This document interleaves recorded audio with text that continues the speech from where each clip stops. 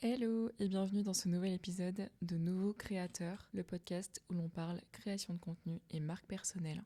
Alors aujourd'hui, on parle beaucoup de création de contenu sur Instagram, sur TikTok, sur YouTube. Beaucoup de monde crée, beaucoup de monde poste, beaucoup de monde rêve de collaboration, de liberté, de vivre de sa passion. Mais la vérité, c'est que derrière ce mot qui est très à la mode de créateur de contenu, et on va en parler aujourd'hui, eh bien il y a une vraie industrie, des chiffres méga impressionnants et surtout une transformation énorme qui est en train d'arriver.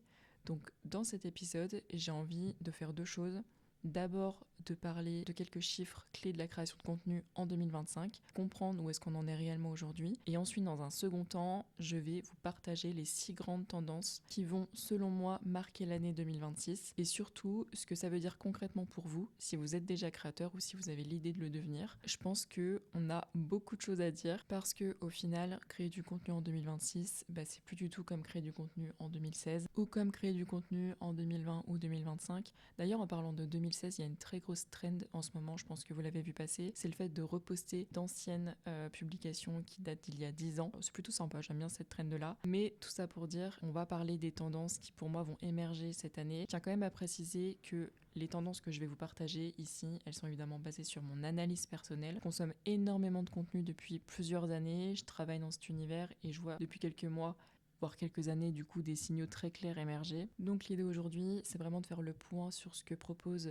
le monde de la création de contenu en 2026 et de partager avec vous ma lecture du marché. Alors pour commencer, et avant de parler des tendances, je pense que c'est important quand même de faire le point sur cette industrie qui est devenue quand même ultra sérieuse. Donc premier chiffre est probablement le plus impressionnant. Selon plusieurs études, l'économie des créateurs pèserait environ 250 milliards de dollars dans le monde. En euros, ça représente à peu près 230 milliards d'euros, donc ce qui n'est pas rien quand même. Mais ce qui est encore plus intéressant, c'est de regarder l'évolution de ces dernières années. Donc moi, je vais prendre 2023-2024. En 2023, l'économie des créateurs, elle est estimée autour de 150 milliards de dollars. Et en 2024, on est passé à environ 200 milliards de dollars. Aujourd'hui, du coup, on est à 250 milliards de dollars. Les projections, elles sont encore plus folles puisque le marché pourrait dépasser les 450 milliards de dollars. On peut dire clairement qu'on parle plus du tout d'une tendance un peu passagère qu'à la création de contenu, on parle vraiment d'un secteur économique qui est en train de devenir majeur. Et pour comprendre pourquoi ce marché il explose à ce point, je pense qu'il faut surtout comprendre et analyser que notre rapport au divertissement il a complètement changé. Juste si on remonte simplement d'une génération en arrière, nos parents, je pense qu'on s'en rend tous compte, quand ils rentraient du travail pour se divertir, ils allumaient la télévision, ils regardaient le journal, des émissions, des films, etc. Et en fait, leur moyen de se divertir, il était concentré sur quelques chaînes, à des horaires précis, avec des contenus produits par quelques grands groupes. Aujourd'hui,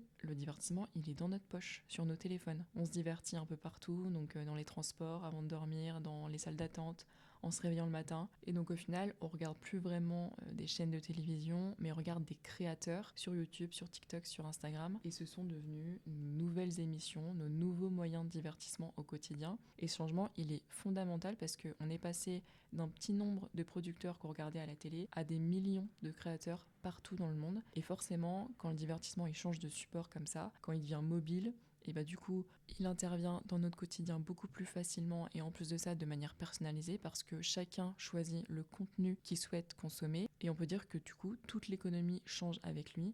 Donc les marques aujourd'hui, elles investissent là où est l'attention, les audiences, elles suivent les créateurs qui leur ressemblent et on peut dire qu'aujourd'hui la création de contenu, c'est devenu un nouveau pilier du divertissement, mais du coup beaucoup plus moderne. Moi, je vais prendre mon exemple personnel, mais par exemple chez moi, j'ai pas de télévision, je regarde pas le journal télévisé ou des séries sur des chaînes que vous connaissez toutes et tous, enfin vraiment moi ça m'intéresse pas du tout. Je n'allume jamais une chaîne de télévision pour avoir ne serait-ce que n'importe quelle information. Mais si j'ai envie de savoir ce qui se passe dans le monde, si j'ai envie de comprendre l'actualité, je vais sur Instagram ou sur TikTok et par exemple j'ai Hugo Décrypte. Je pense que tout le monde le connaît. Avant, pour s'informer, on regardait la télé. Aujourd'hui, on suit un créateur. Et ce que j'aime dans son travail à Hugo Décrypte, c'est que tout est plus simple. En quelques secondes, j'ai l'information principale. C'est expliqué, c'est simplifié, c'est vulgarisé. Et ce Hugo Décrypte, aujourd'hui, c'est devenu pour toute une génération un média. C'est plus seulement un créateur de contenu qui partage la petite information du jour, c'est vraiment une source d'information. Et pour le coup, je trouve que l'exemple d'Hugo Décrypte, il est hyper révélateur parce qu'il montre que les créateurs aujourd'hui, c'est plus seulement là pour divertir, mais qui peuvent aussi être là pour informer, pour éduquer, pour inspirer, mais aussi pour divertir et parfois même pour remplacer les médias traditionnels. Et c'est ça qui est fou aujourd'hui, c'est qu'ils ont réussi à faire leur place et à convaincre les nouvelles générations qu'ils peuvent avoir toutes les informations sur les réseaux sociaux et plus sur la télévision comme avant. On continue avec un deuxième chiffre et c'est le nombre de créateurs de contenu dans le monde. Aujourd'hui, on estime qu'il y a plus de 200 millions de créateurs de contenu dans le monde. Alors attention parce que dans ces 200 millions de personnes, on a les créateurs amateurs, les semi-professionnels et vraiment les créateurs de contenu qui en vivent réellement. Donc ce chiffre, il est important parce qu'il montre une chose, c'est que la concurrence elle est énorme, mais qu'en même temps, ça veut dire que la création elle est devenue accessible à tout le monde. Et ça pour une raison très simple, c'est que aujourd'hui créer du contenu c'est gratuit. Poster sur Instagram, sur TikTok, sur YouTube, ça ne coûte rien. Il suffit d'un téléphone, d'une connexion internet et d'un peu de temps parce qu'il y a quand même la partie montage, etc. Mais n'importe qui peut commencer et c'est probablement l'un des seuls secteur au monde au final où la barrière à l'entrée elle est quasiment inexistante, tout le monde peut le faire et ça permet pour certains de transformer une passion en un vrai métier. Et ensuite, troisième chiffre ultra intéressant, en fait selon une étude, moins de 5% des créateurs de contenu vivent réellement de leur activité. Donc, moins de 5%, ça veut dire quoi concrètement ? Que 95% des créateurs gagnent très peu ou voire rien du tout, ou arrêtent après quelques mois ou années, parce qu'en vrai ça prend du temps la création de contenu, il faut être présent sur du très long terme. Mais on peut voir aussi aujourd'hui qu'on a des créateurs de contenu qui gagnent très bien leur vie, on est sur du 3 000, 5 000, 10 000 euros par mois, et je parle même pas des créateurs qui sont là depuis des années, qui ont plusieurs centaines, voire des millions d'abonnés, et qui gagnent des milliers d'euros par mois. Donc on peut quand même y faire sa place et très bien gagner sa vie, mais ça demande du temps, ça demande du travail et de la régularité, et de vraiment construire quelque chose de façon stratégique aujourd'hui, en voyant les choses sur du très long terme. Chiffre numéro 4, on va parler maintenant des marques et des collaborations. Aujourd'hui, plus de 80% des marques utilisent l'influence et les créateurs dans leur stratégie marketing. Ce chiffre, il augmente d'année en année. Et ce qui est hyper intéressant, c'est que les marques, elles se tournent plus vers le premier créateur de contenu venu, mais des créateurs spécialisés, des micro-créateurs, des petits créateurs de contenu et des profils hyper ciblés. C'est plus seulement une question de notoriété, c'est vraiment une question de crédibilité et de confiance entre les marques et les créateurs de contenu. Et enfin, chiffre 5, je ne pouvais pas passer à côté, c'est le temps passé sur les écrans, puisqu'aujourd'hui, un utilisateur passe en moyenne plus de 2 heures par jour sur les réseaux sociaux, et ce chiffre, il est encore plus élevé chez les 18-35 ans. Alors ça veut dire quoi, concrètement ? Eh bien, que chaque jour, des millions de personnes consacrent une part énorme de leur temps à consommer du contenu créé par des créateurs indépendants. Encore une fois, on n'est pas là en train de regarder à la télé, on regarde du contenu créé sur les réseaux sociaux. Et ce contenu consommé, il peut être créé par tout le monde, par votre voisin, votre voisine, votre boulanger. Et ce chiffre, il m'a beaucoup fait réfléchir, surtout fin 2025. Et je suis allée voir le temps d'écran sur mon téléphone. Donc le temps que je passais sur les réseaux sociaux est vraiment...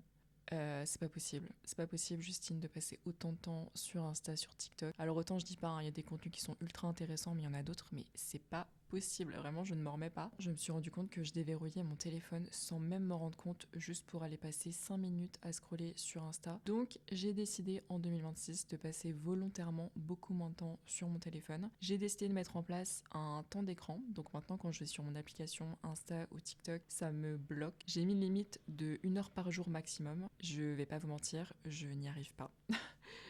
Franchement, c'est trop dur parce que y a toujours un moyen de débloquer et d'aller sur l'application. 1 heure par jour, ça passe extrêmement vite.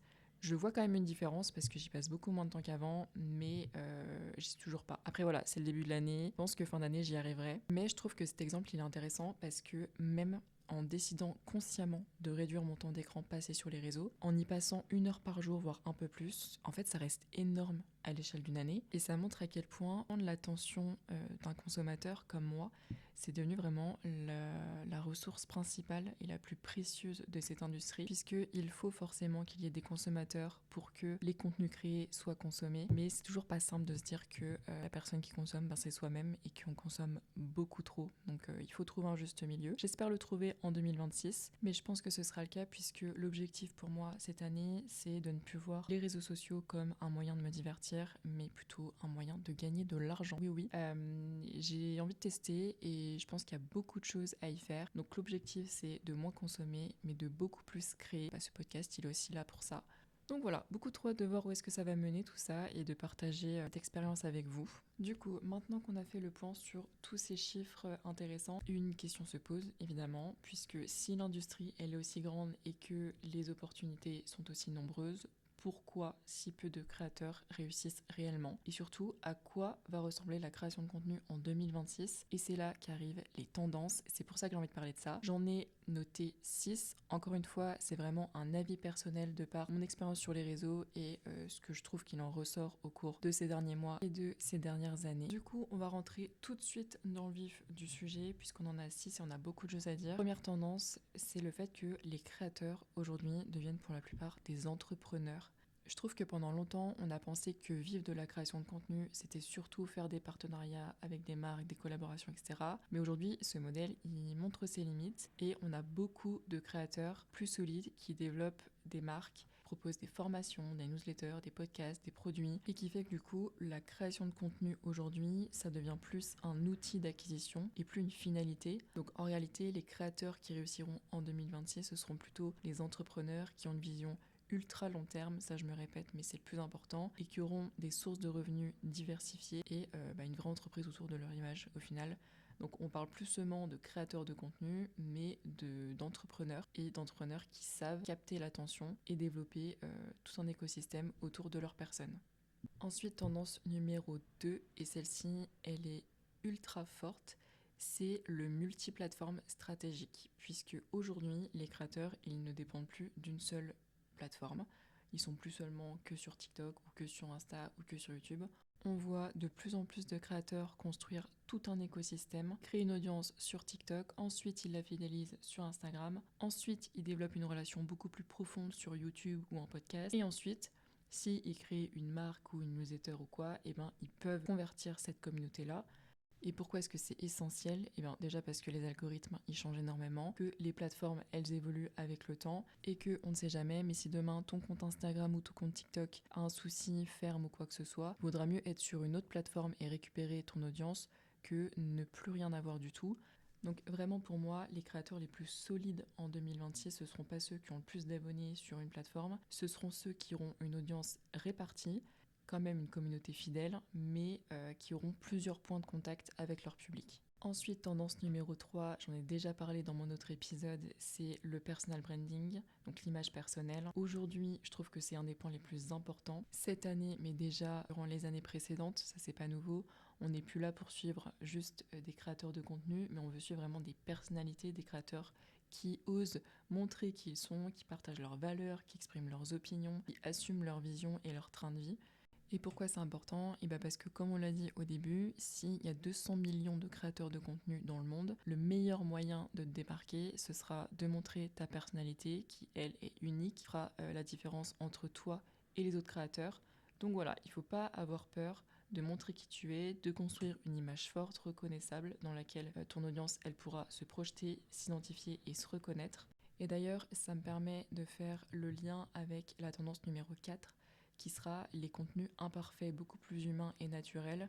Après des années de contenu ultra monté, ultra esthétique, on voit un vrai changement en ce moment et les audiences, elles recherchent beaucoup plus de vrai, de spontané, de naturel, beaucoup plus d'émotion au final. On voit beaucoup maintenant de vidéos tournées simplement au téléphone, des formats bruts, des prises de parole imparfaites. C'est juste, on pose son téléphone, on filme et on fait un petit montage léger et ensuite on partage. Et paradoxalement, je trouve que ce sont souvent ces contenus-là qui créent le plus de liens parce qu'ils donnent l'impression de parler à une vraie personne, pas à une personne ou une image parfaite. Donc authenticité et simplicité, je pense qu'en 2026, ce seront les meilleurs contenus à créer. Ensuite, tendance numéro 5, je ne pouvais pas faire ce podcast sans parler d'intelligence artificielle. Je pense qu'en 2026, l'IA, elle sera plus là comme un assistant créatif. L'intelligence artificielle aujourd'hui, elle est partout et elle va encore prendre plus de place en 2026. Mais contrairement à ce que certains pensent, je ne pense pas que l'IA puisse remplacer les créateurs de contenu, mais je pense qu'il faut surtout la voir comme un outil d'assistance. C'est-à-dire que trouver les idées, développer ton image personnelle, etc., tout ça, ça va venir de toi. Et l'IA, elle va être là plus pour structurer, pour brainstormer, pour gagner du temps, pour optimiser. Mais elle sera jamais là pour remplacer la sensibilité, la créativité, la personnalité humaine. Ça vraiment, j'ai un peu du mal à y croire quand même. Donc voilà, pour moi, il n'y a pas de débat. L'IA, elle est là pour t'aider, mais elle sera jamais là pour te remplacer. Ensuite, tendance numéro 6, la dernière. Je voulais quand même intégrer tout ce qui est streaming, live shopping. En 2025, ça a explosé, et surtout sur TikTok et sur Twitch. Mais les live TikTok, les live shopping, c'était vraiment incroyable. On en avait qui duraient des journées entières pour vendre des vêtements, des access, de la décoration. On voyait tout et n'importe quoi. Donc je pense que tout ce qui est live shopping, les sessions d'échange comme ça avec la communauté en direct, c'est un phénomène qui va énormément s'accélérer en 2026. Le live, c'est quand même ouf parce que ça permet un échange en direct, de créer de la proximité, de répondre aux questions directement, de vendre de façon beaucoup plus naturelle. Et pourquoi ça marche aussi bien ? Parce qu'on n'est plus sur de la publicité classique, mais sur de la recommandation en temps réel. Et les créateurs qui sauront utiliser le live pour créer du lien, pour transmettre, pour vendre et pour fidéliser, je suis persuadée qu'en 2026, ils auront un avantage énorme et je pense que vraiment le futur de la création de contenu, ce sera de plus en plus de live comme ça en direct qui permettra des échanges beaucoup plus interactifs. Donc voilà pour ces 6 tendances. Pour conclure cet épisode, je pense qu'on est quand même d'accord pour dire que la création de contenu aujourd'hui, c'est plus simplement un petit phénomène de mode. On parle d'une industrie qui est en train de devenir l'un des piliers du divertissement moderne.